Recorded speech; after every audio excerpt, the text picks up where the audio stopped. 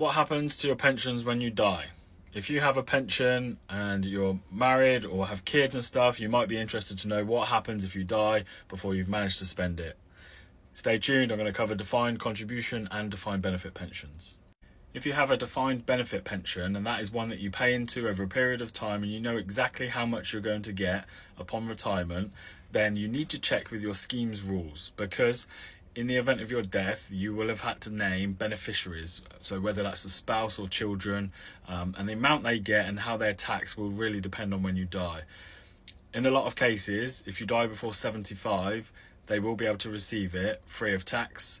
However, after that, they could have to pay the marginal tax rates depending on what other income they're earning. But do check with your pension provider, because each scheme does it slightly differently, and so there's not like a blanket rule for all of them. If you have a defined contribution pension, which is where you pay in, your employer pays in, and you basically the value of your pension is dictated by the growth of the market, then this one's for you.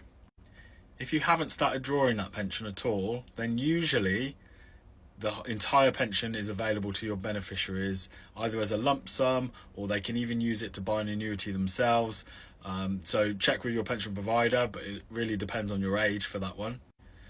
If you're already in drawdown, you start to take it, then again, usually your beneficiaries should be able to take the whole lot of it as a lump sum, or set up a guaranteed income via an annuity, or they may also be able to continue with the flexible drawdown that you've started. But again, it is very dependent on the provider, so do speak to them to find out what the benefits or what the options are. Now, for annuities, they work slightly differently. When you start or when you purchase an annuity, you will have options whether you specifically are happy for your pension to die basically with you, in which case you can usually get a higher annual income, or you can go down the route of ensuring that your partner will also get some in the event of your death, and in exchange for that you tend to get a lower annual amount, but you will know when you purchased it what you purchased, and you should have been advised what will happen in all of those eventualities, and you should have been given the options before you even purchased. Also, again, if you die before the age of 75, anyone who inherits your defined contribution pension will not pay any tax. If you die after 75, then it will be subject to the normal marginal tax depending on their other income. So does inheritance tax come into it? So not usually. If you've taken any money out and it's in savings, that becomes part of your estate. But actually, the pension themselves, they're not subject to inheritance tax usually. They're usually passed outside of your estate to your beneficiaries.